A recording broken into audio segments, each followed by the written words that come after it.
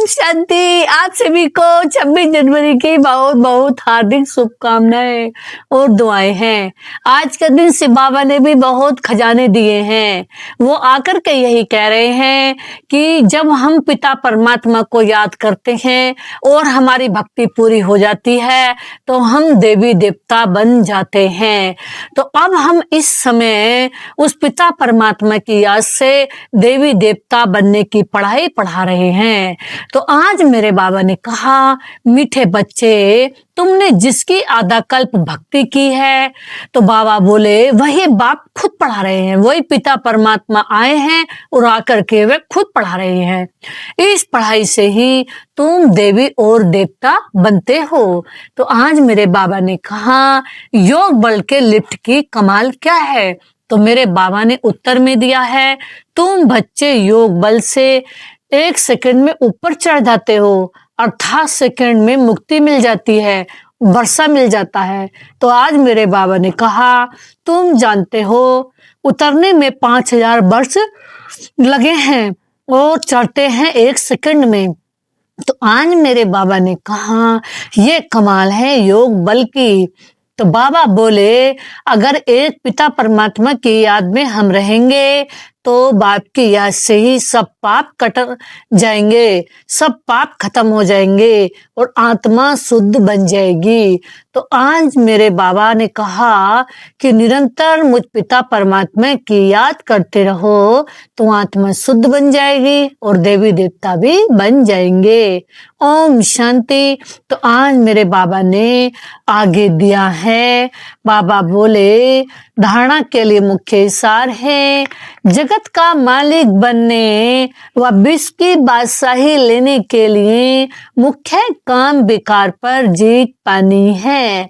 तो बाबा बोले, संपूर्ण निर्विकारी जरूर बनना है। तो बाबा ने कहा, सेकेंड पॉइंट्स में जैसे हमें बाप मिला है ऐसे सबको बाप से मिलाने की कोशिश करनी है, बाप की सही पहचान देनी है, सच्ची सच्ची यात्रा सिखानी है। तो आज मेरे बाबा ने कहा, सभी की सच्ची सच्ची यात्रा सिखानी है। कि अब सच्ची यात्रा कहाँ होगी? सच्ची यात्रा है परमात्मा की याद।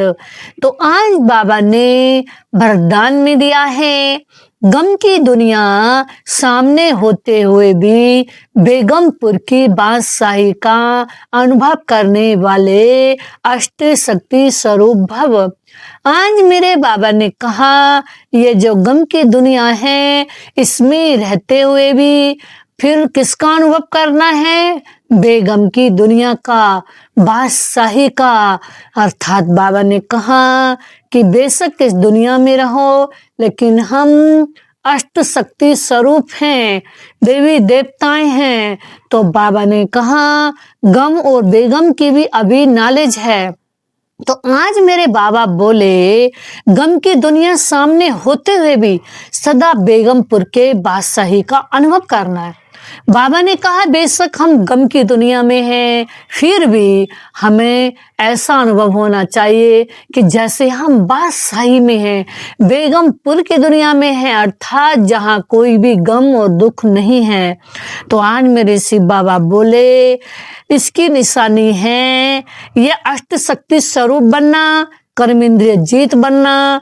अभी ही बाप द्वारा सर्व शक्तियों की प्राप्ति होती है, लेकिन अगर कोई भी संग दोष व कोई भी कर्म इंद्रियों के वशीभूत होकर अपनी शक्ति खो देते हो तो बाबा ने कहा, जो सर्व प्राप्तियों का नशा है वह खुशी है, वो प्राप्त होती है लेकिन कम भी महसूस करते हैं। बाबा ने कहा, जब कोई कर्मेंद्रियों के वशीभूत हो जाते हैं तो खुशी की अनुभूति कम होती है। तो आज मेरे बाबा ने कहा, बेगमपुर के बादशाह भी कंगाल बन जाते हैं। जो बेगमपुर के बादशाह हैं वे भी कंगाल अनुभव करते हैं, अर्थात कुछ कमी महसूस करते हैं। तो इसीलिए क्या करना है, इस दुनिया में रहते हुए भी सोचो हम आधार मूर्त आत्माएं हैं, इष्ट हैं, पूर्वज हैं। हम तो सभी को दुखों से छुड़ाने वाले हैं, सभी को दर्द से छुड़ाने वाले हैं, सभी को खुशियां देने वाले हैं, प्राप्ति कराने वाले हैं, सबको बादशाह बनाने वाले हैं। तो जो बनाने वाले हैं तो उनके पास तो कभी गम आ ही नहीं सकता, क्योंकि हमारे जो पिता परमात्मा है वो सदा सुख के सागर हैं, सदा प्राप्तियों के सागर हैं। तो आज मेरे बाबा ने स्लोगन में दिया है, दृढ़ता की शक्ति साथ हो तो सफलता गले का हार है। अगर हमारे जीवन में दृढ़ता है, बाबा ने कहा हिम्मत है, तो सदा सफल अनुभव करते हैं। आज बाबा ने आगे दिया है अव्यक्त इशारे में, इस अव्यक्त मास में बंधन मुक्त रहे, जीवन मुक्त स्थिति का बाबा ने कहा अनुभव करो। अपने संकल्पों के तूफान व कोई भी संबंध द्वारा, प्रकृति व समस्याओं के द्वारा तूफान में विघ्न आते भी हैं। बाबा ने कहा किसी परिस्थिति द्वारा, किसी बात के द्वारा चाहे विघ्न आते हैं, चाहे तूफान आते हैं, लेकिन उसमें अपनी स्थिति योग युक्त बताओ। बाबा ने कहा उसमें अपनी स्थिति कैसी बनानी है, योग युक्त। योगी अर्थात हमारा किससे योग है, पिता परमात्मा से। तो कहते भी हैं अगर पिता परमात्मा साथ है तो सफलता भी साथ है। तो आज बाबा ने कहा जब तक योग युक्त नहीं बने हैं तब तक विघ्नों से मुक्त भी नहीं है। तो बाबा बोले जो योग युक्त हैं वही विघ्न मुक्त हैं। तो इसलिए सदा योगी बनो और तो सदा निरोगी भी बनेंगे और सदा विघ्नों से भी पार होते रहेंगे। तो इसलिए एक पिता परमात्मा की याद निरंतर करते रहें और सदा विघ्नों से पार होते रहें।